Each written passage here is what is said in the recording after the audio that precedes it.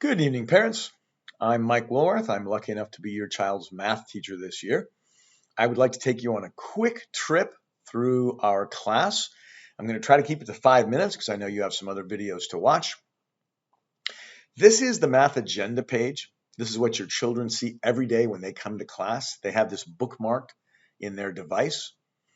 There are two agendas. There's one for the Math 7 class, one for the Accelerated 7. Your children will know which one is theirs. The page has some links on it. Clever is really for them. The Aries link is where you can find all the missing work. You can see your child's grade in this class and in other classes. U Cubed is a program out of Stanford University to help children learn about learning math, help them gain some confidence in learning math, help them fight some of those math myths, like you have to have a math brain to be successful. And finally, this YouTube channel is one that I created where I've posted a lot of math videos. This video, for example, is there. You can look back at it anytime you'd like. Google Classroom links. We'll talk about Google Classroom in a minute. But first, I want to talk about the daily agenda. So every day when your kids come into class, they see two things in the daily agenda. They see the classwork for the day. They see the home practice for the day. They see that every day. Here are all the agendas so far for this year. Classwork tells them what we'll be working on together. Home practice tells them what I'd like them to work on individually. On that note, practice is a really important part of success at math, just like it is learning a musical instrument or learning how to paint or draw.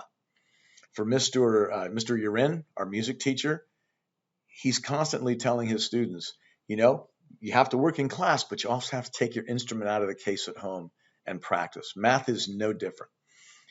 Math practice helps your children build consistency, helps make certain skills fairly automatic, and maybe the most important thing it does is it helps them recognize that either A, I understand this, I know how to do this, I can feel confident, or B, gosh, there's some stuff here I don't get.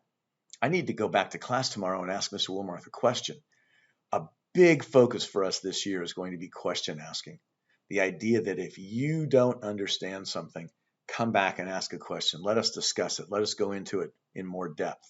That helps children learn math is not about you get it right the first time or you're sunk. You're not understanding it the first time? Okay, come back and ask a question. On Google Classroom, I pointed out that we don't grade there. All my grading is done in Aries. There is an important function to Google Classroom. In Google Classroom, in the classwork section, I am each day going to place class notes, what we went over in class. If your child's absent, it's a place to find those notes. If your child thought in class, I think I understood this, and then they realized, boy, I need a little reminder, class notes. I'll show you one of those, for example, the fist bump problem. We talked about how if you were in a group of people and you wanted to know how many fist bumps does it take, there's a pattern to that. This was important, and we're doing a lot of this at the start of the year to help your children understand math is really all about patterns. When you're learning to add fractions, every fraction problem isn't different. Every fraction problem follows the same pattern. The numbers might change, but when you learn how that particular pattern works, you can apply it to lots of situations. That helps kids think of math not as something that's overwhelming, but as something that's very achievable for them. All right, I think that pretty much covers our class. I do have an ask, though, at the end here. I would appreciate it if moving forward, you avoid telling your children how smart they are. They come home with 100% paper. You don't say, man, honey, you are so smart at math. Instead, congratulate them on the effort that went into that. Congratulate them on the focus that they must have had, the practice that they did. The reason for that is smart is seen as something you're born with. You are smart. Just like eye color. I've been told I have nice blue eyes. Fantastic. I can thank my parents for that. I didn't do a thing to get these blue eyes. I've also been told I'm good at some things where it was really a function of me working hard.